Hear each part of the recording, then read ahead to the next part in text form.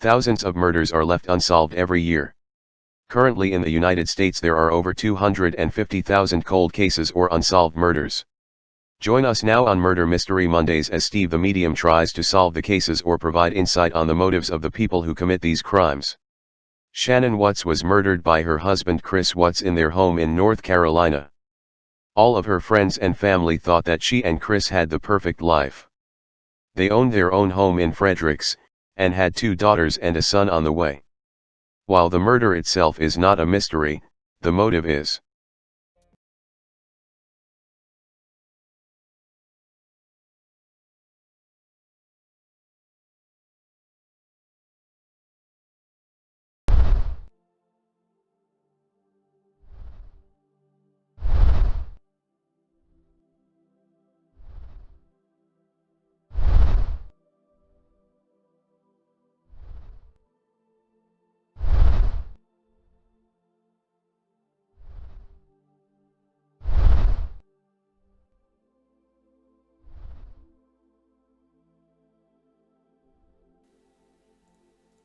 What is up, everybody? I am Steve the Medium, and today, where are you?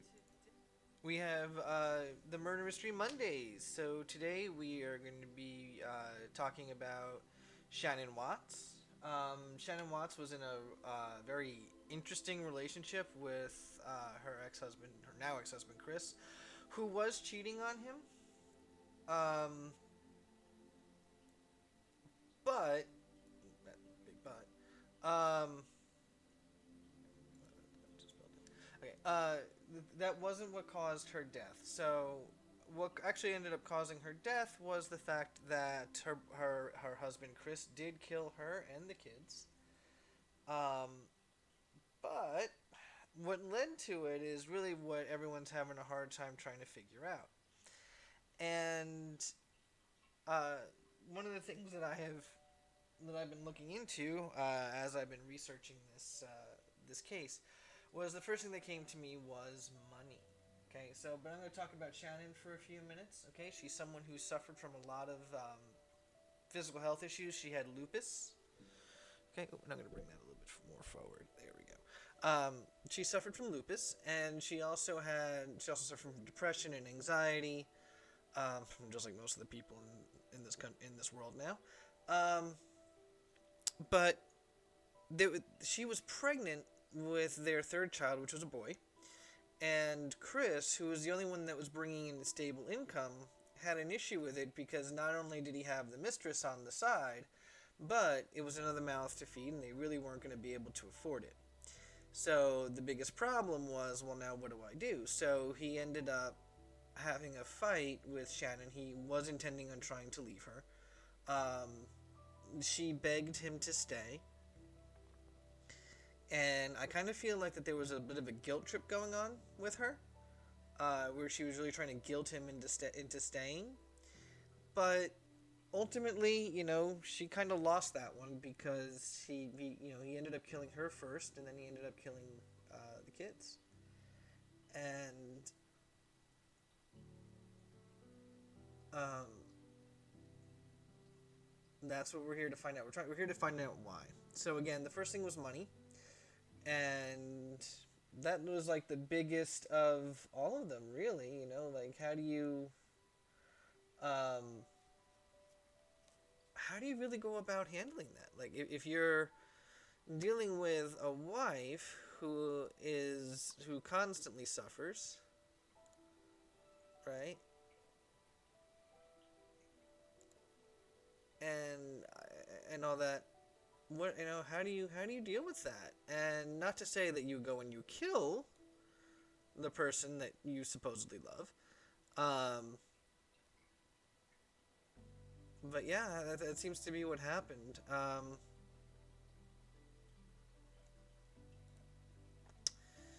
And that's kind of where we're leaving off here. Was that this is what happened, and he really wasn't able to deal with her. You know.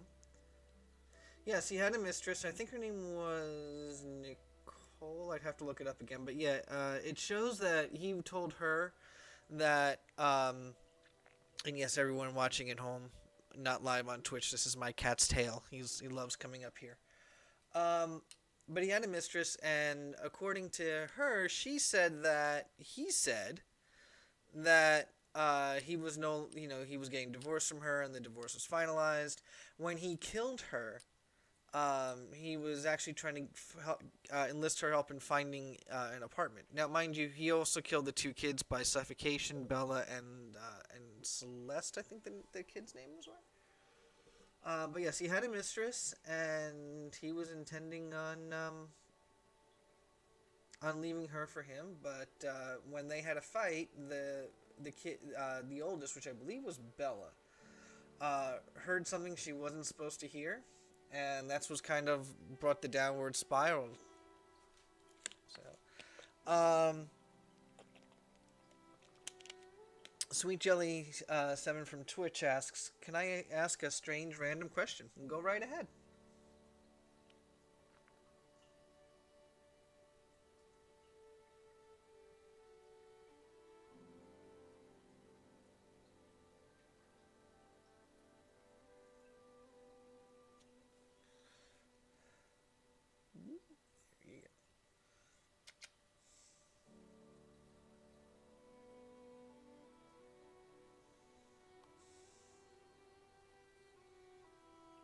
Go ahead, Sweet Jelly. What is the question that you had?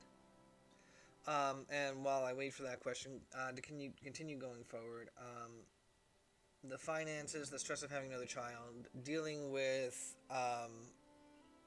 Shannon and all of her issues, just drove Chris to the breaking point, which is why he had sought the mistress in the first place. Um, I don't know how long he was planning it, but I do know that this was something that it took a little bit of planning to do, but eventually he did it, and this is where we were left. So, oh yeah, he didn't plan on killing her. He planned on leaving her. It was when she wouldn't let go of him and let him go was when he killed her.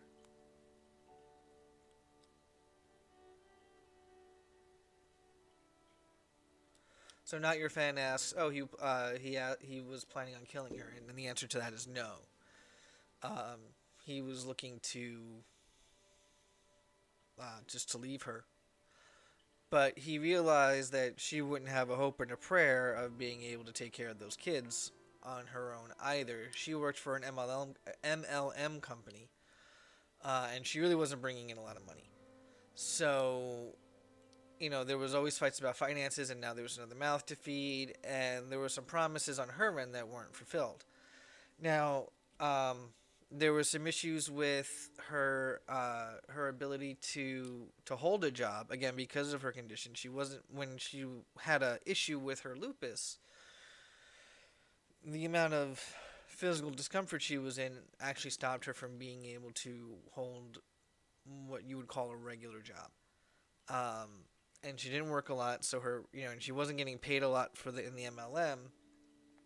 So because of that, that's the big thing here.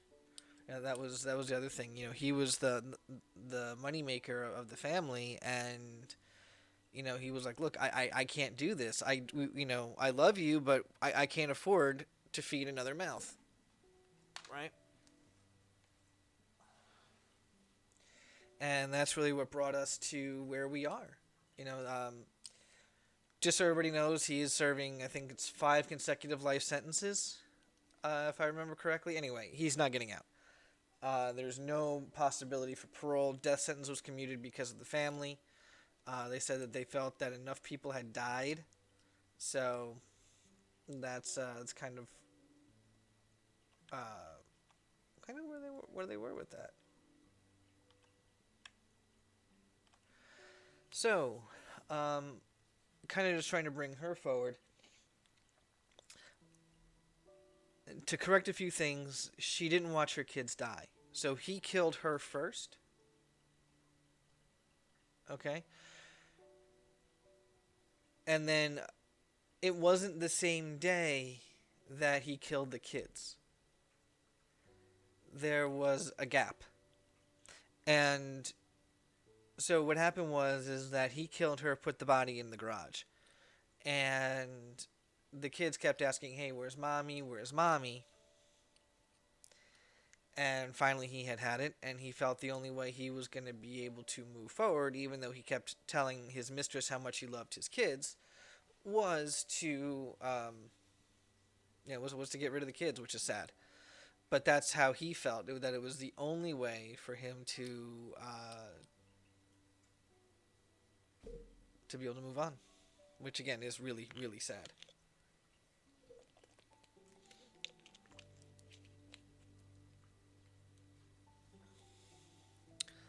Yeah. So any of my audience out there who's watching, any questions? Oh, okay. Not your fan asks, is he remorseful?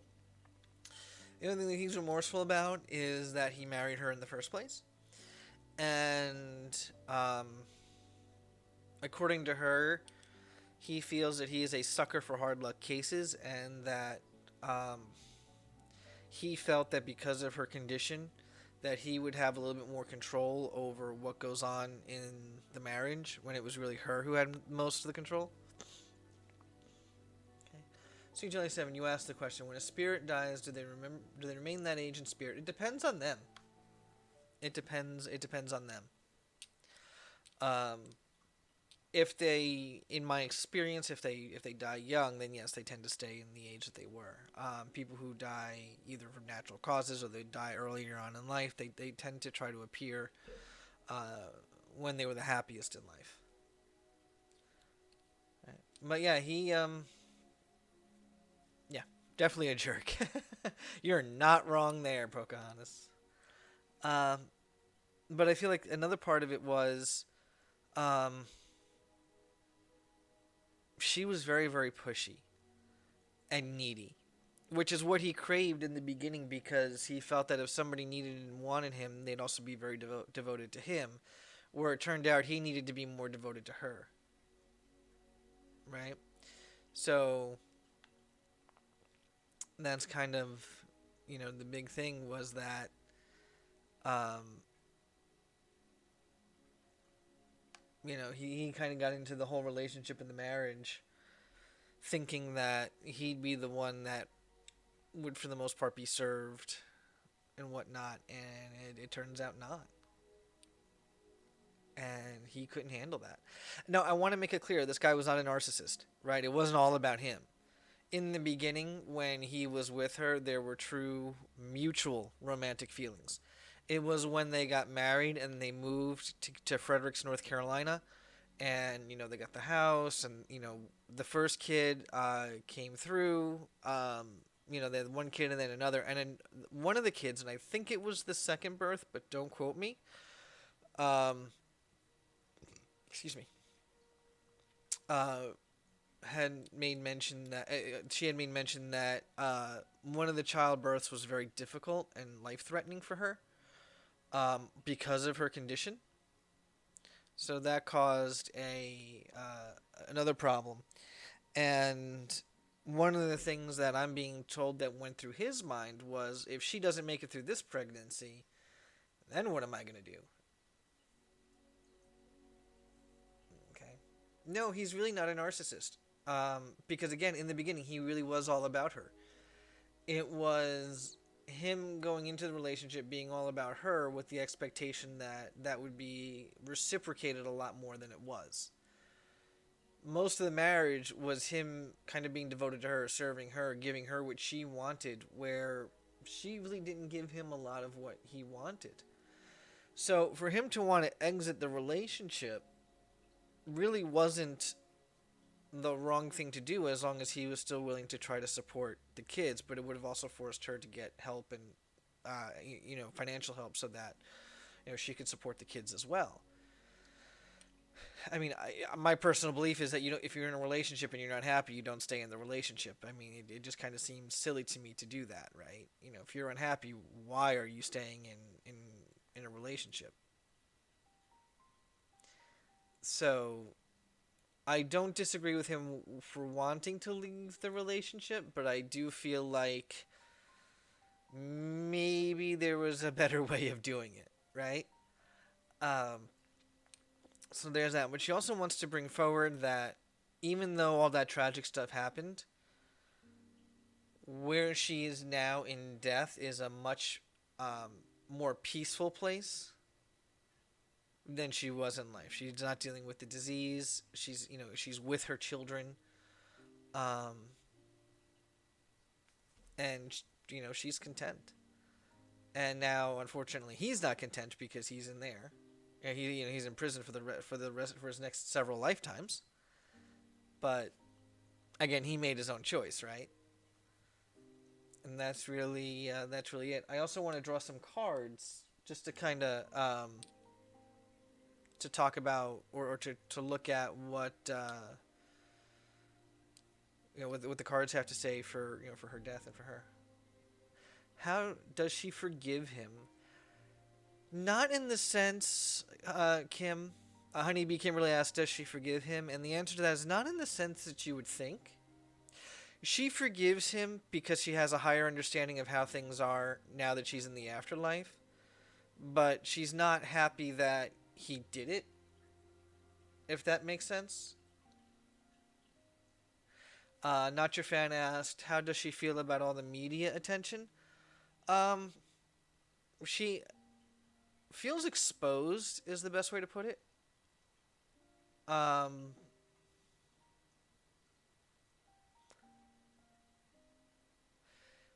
the way she's coming through is that not that she was a very private person. I mean, again, she was in the MLM business and she was really putting herself out there. She used a lot of her story um, to make whatever money that she made, right? Convincing people, hey, look, I have this and this is helping me, and now if you do this, this will help you. Um, but she feels exposed because it was one of these things that she never expected to happen. She is grateful that her family convinced the DA to commute the death sentence, meaning don't bring that on the table. This is completely a no.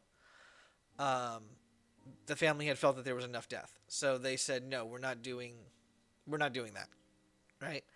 Um, so she's grateful that they didn't put him to death, and there's no feelings of anger where she's like, oh, I want him to suffer because he made me suffer. Being on a higher plane of existence, it's more like, okay, I did live my life. It was cut short, but honestly, I don't know how the rest of my life would have been if I had continued to live. Chris and I definitely would have broken up, and it would have just been it would have been a crap storm. Okay. Pocahontas says, yeah, I just read that he said he wanted to join the ministry. Well, he can do that from jail if he chooses. Um, but they're not going to let him. They're not going to let him out. There is zero letting this guy out. Right. So yeah. So let me draw some cards, and let's find out what we have to say about what the cards have to say about her death. Okay. So let's shuffle this a little bit.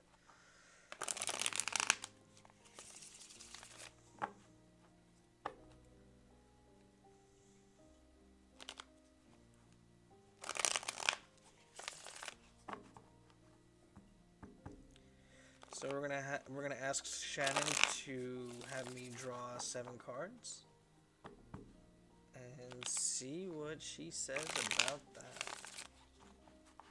Okay, and here we go.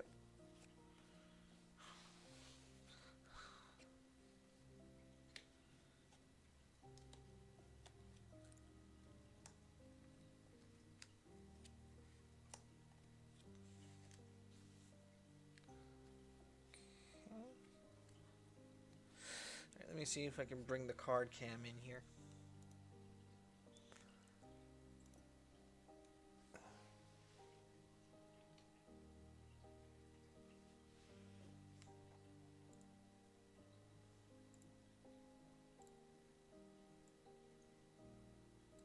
that's a bit big. Definitely a bit big there, yeah?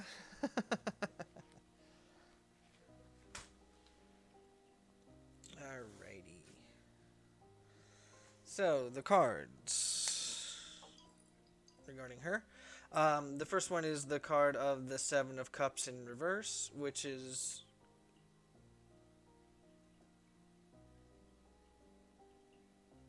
Okay. Card of Seven of Cups in reverse talks about focusing more on the material than the spiritual, so she was becoming very materialistic. Okay. The past was the Page of Wands in reverse, where she was not able to really stand up for herself and what she wanted, so she allowed him to walk all over her. Okay, or let other people walk all over her. Okay. The present going forward, when she got married, the Two of Cups was, in her life, she felt like she finally found someone who she saw eye to eye with. Okay. That was the Two of Cups here, so that was like the best part of the marriage. The card of the Devil in it was the future, which when she realized how much of a toxic person that he was, and what that he was planning on doing. In fact, as I mentioned this card, the one thing that she keeps talking about is the silver tongue devil. Okay. What people thought of her and the situation she was in was that she had given up. She wanted to give up all of her control and just kind of let the universe do or let the universe take her where the universe wanted to take her. Her obstacle was the Five of Cups. In reverse. The obstacle was getting over the disappointment, getting over the mental issues that she dealt with that caused her the anxiety, the depression, and this feeling like she was letting everybody and everything down. The final outcome, though, was that she surrendered to things that she could not control. Right? She just stopped caring about it, and figured that if Chris wasn't gonna bring about any issues with it, then why should she? Right? And that was pretty much their marriage. Very materialistic. And I think that really had to do with the business that she was in, right? Always having to buy things because she had to buy them to sell them. And then, but the past, where before she got married, was someone who was very insecure, and someone who wasn't really able to stand up for what they believe in, and ended up letting people just walk all over her. Excuse me. And then, as I said, she found someone who saw eye to eye with her. She discovered that he was a toxic person, and then the rest I just explained over here. Okay. Does anyone have any questions in regards to this?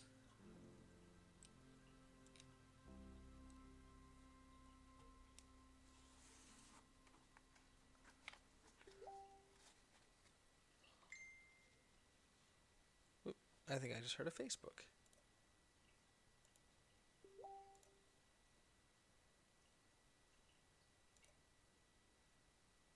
Hold on 1 second.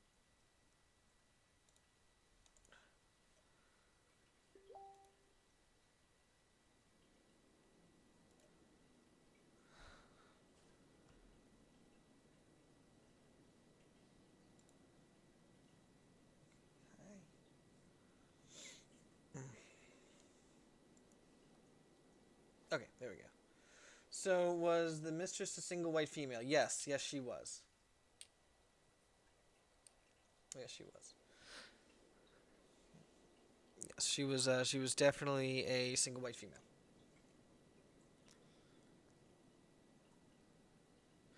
The mistress did not know about his plans, even though that he claims that she did. I feel like this guy was a habitual liar towards her, because again, he told her that he was in the process of getting divorced, and that the divorce was actually being finalized, and it wasn't. They didn't even draw up papers yet. They hadn't sought any mediation. She was trying to keep him by being like, "Hey, we'll go to counseling and stuff like that," and that just didn't work. Okay.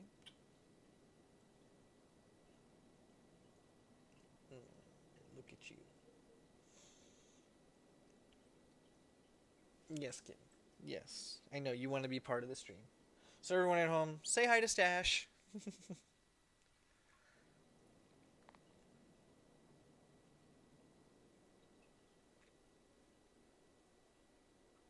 Thank you.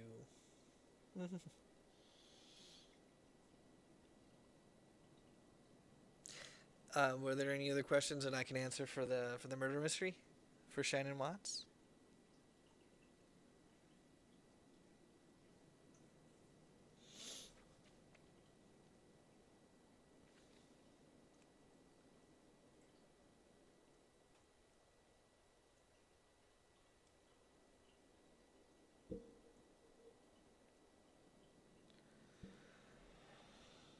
Okay, so I think we're gonna end the murder mysteries for tonight. I want to thank everybody for joining in on it. Stay tuned for the next murder mystery.